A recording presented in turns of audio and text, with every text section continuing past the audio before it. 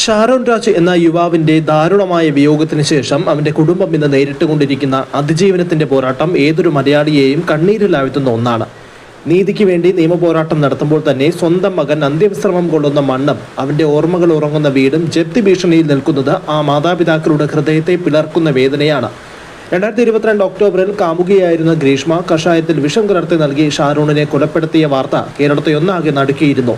താൻ ആഗ്രഹിച്ച മറ്റൊരു വിവാഹത്തിന് തടസ്സമായി നിന്ന ഷാരോണിനെ ഒഴിവാക്കാൻ ഗ്രീഷ്മ ആസൂത്രണം ചെയ്ത ആ ക്രൂരത ഒടുവിൽ എത്തി നിൽക്കുന്നത് ഒരു കുടുംബത്തിന്റെ സർവനാശത്തിലേക്കാണ്. മാസങ്ങൾ നീണ്ട ജയിൽവാസത്തിന് ശേഷം ഗ്രീഷ്മയ്ക്ക് ജാമ്യം ലഭിച്ചപ്പോൾ ഷാരോണിന്റെ കുടുംബം തകർന്നടിഞ്ഞു.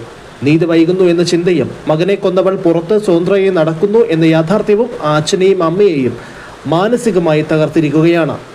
മകന്റെ വേർപാടിന് ശേഷം ഷാരോണിന്റെ ഓർമ്മകൾ മാത്രമാണ് ഈ കുടുംബത്തിന്റെ ഏക ആശ്രയം. എന്നാൽ ഇന്ന് ആ വീട് പോലും അവർക്ക് നഷ്ടപ്പെടാൻ പോവുകയാണ്. ബാങ്ക് വായ്പ തിരിച്ചടയ്ക്കാൻ കഴിയാത്തതിനെ തുടർന്ന് വീടും സ്ഥലവും ജപ്തിയുടെ വക്കിലാണ്. 9 ലക്ഷം രൂപയോളം അടിയന്തരമായി അടച്ചാൽ മാത്രമേ വീട് ജപ്തിയിൽ നിന്നും ഒഴിവാക്കാൻ സാധിക്കൂ. കേസ് നടത്തിപ്പിനായി ഇതിനോടകം തന്നെ കയ്യിലുണ്ടായിരുന്ന സമ്പാദ്യമെല്ലാം ചെലവഴിച്ചു കഴിഞ്ഞു. ഇനി ഒരൊറ്റ രൂപ പോലും കയ്യിലില്ലാത്ത അവസ്ഥയിലാണ് ഈ പിതാവ്.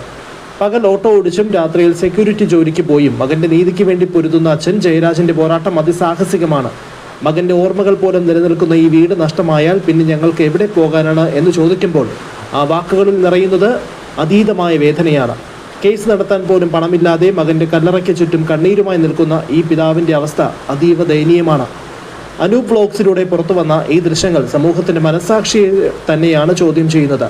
ഒരു മകനെ നഷ്ടപ്പെട്ട കുടുംബത്തിന്റെ ഈ അവസ്ഥയിൽ ആശ്വാസമേകാൻ നീതിപീഠവും സമൂഹവും ഇനിയും വൈകിക്കൂടാ എന്നാണ് പൊതുസമൂഹം പ്രധാനമായി മുന്നോട്ട് വയ്ക്കുന്ന ആവശ്യം.